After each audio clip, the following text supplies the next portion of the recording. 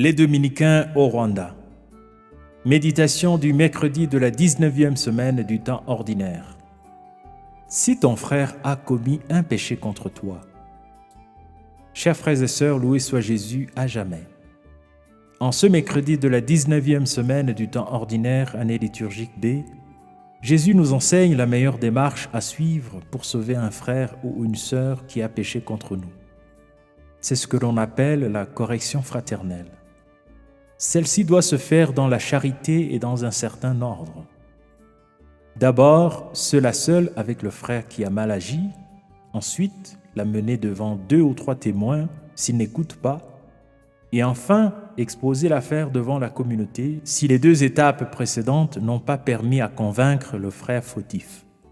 Il est intéressant de noter l'importance et la finalité de chaque étape. Dans la première étape, où il faut parler à notre frère seul à seul et lui montrer sa faute, c'est la confiance et la communication qu'il s'agit de rétablir.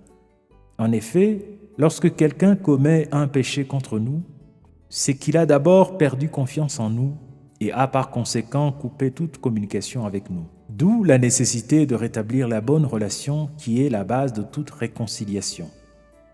Si le frère fautif n'écoute pas, on fait alors intervenir 2 ou 3 témoins pour le mettre devant sa propre responsabilité, c'est-à-dire le devoir de répondre de ses actes devant Dieu et les hommes.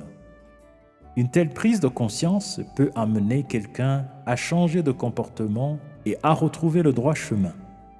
Si, à ce niveau, le frère fautif n'écoute pas, on le met devant une responsabilité plus grande. Choisir entre se réconcilier avec la communauté ou la quitter. Ici, le frère peut être sauvé aussi. Frères et sœurs, en nous encourageant à pratiquer la correction fraternelle, Jésus sait combien il est très difficile et délicat de ramener un frère ou une sœur sur le droit chemin. C'est la raison pour laquelle il nous invite à nous unir dans la prière. Si nous nous mettons d'accord à 2 ou à plusieurs pour demander la conversion d'un frère, Dieu sera toujours présent pour soutenir nos efforts et convertir le frère qui s'est égaré. Prions.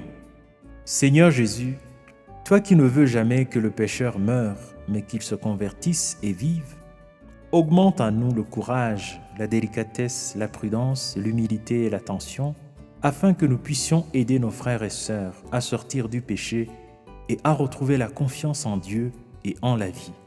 Toi qui vis et règnes pour les siècles des siècles. Amen.